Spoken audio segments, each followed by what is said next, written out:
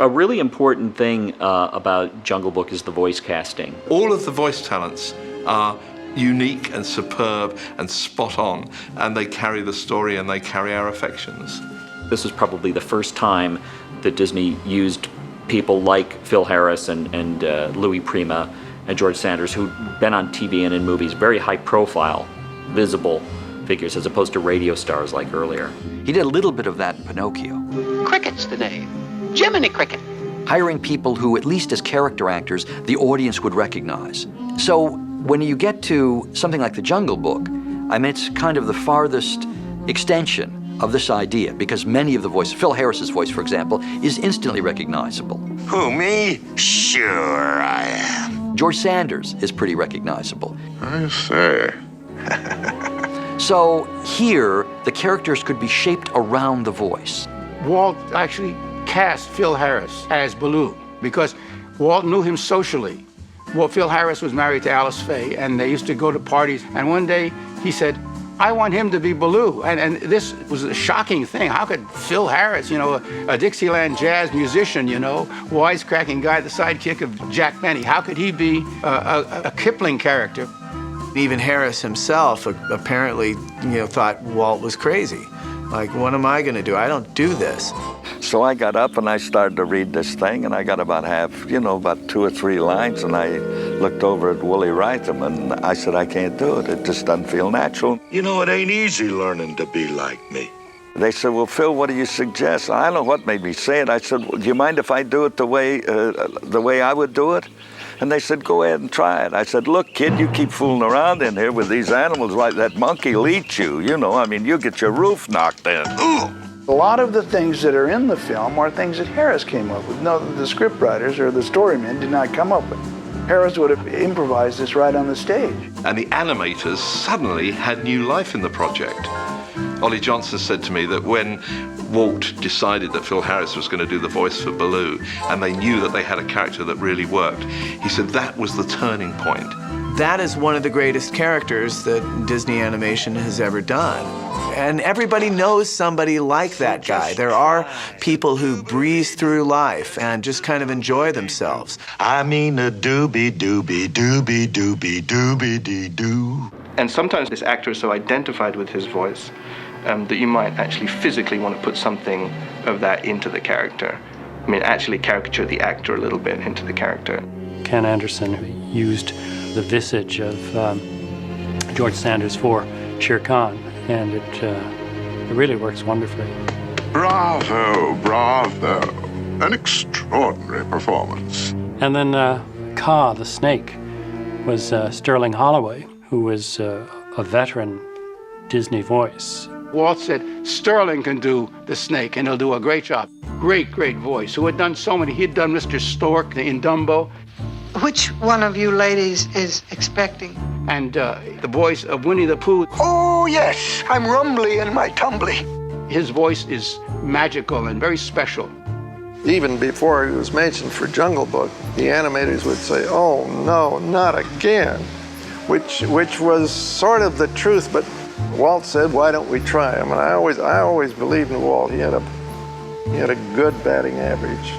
And it was such oblique casting to put him into this villain's role. And that was one of the great things about Walt.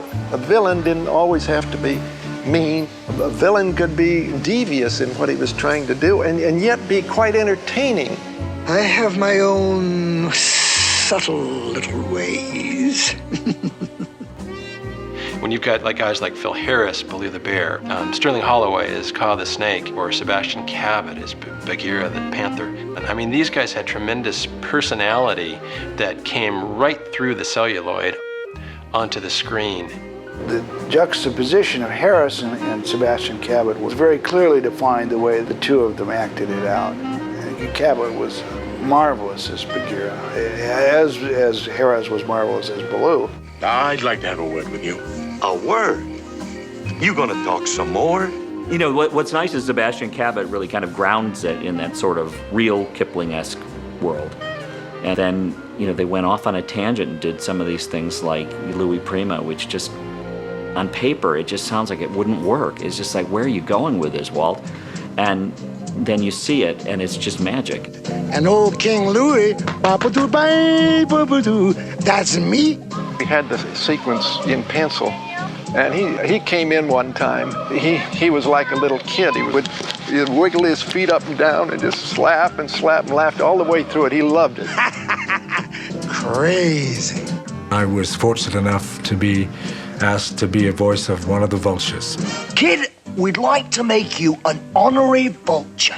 It was, I have to admit, probably not my thespian prowess. It was probably that I was semi-famous and came from the north of England. They couldn't get the Beatles, so they had to settle for the B Squad. So that's no big deal today about the Beatles.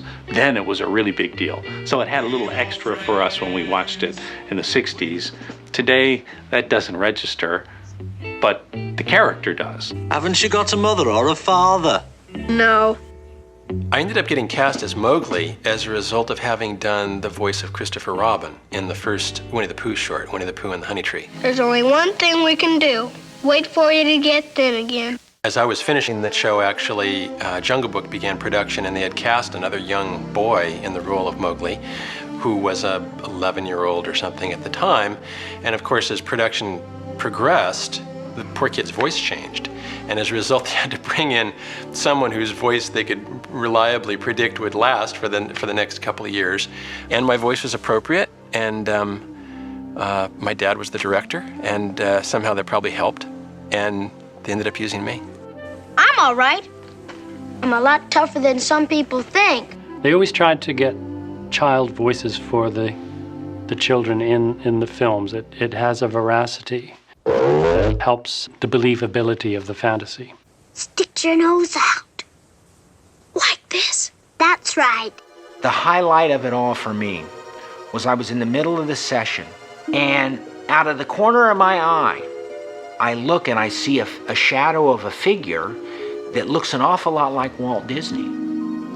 And a few seconds later, the door opens and Mr. Disney steps into the room. And he waves at me and he says, "Hi, Clint." The memory of Walt Disney coming in and saying hi is something I'll never forget. When I grow up, I'm going to be a colonel. Well, the great thing about the Jungle Book is the casting of the characters involved, that the voices are all strong personalities. They're voices that just have a tremendous physical presence. At its heart, it's more fun than virtually any other Disney film I can think of. Oh, man.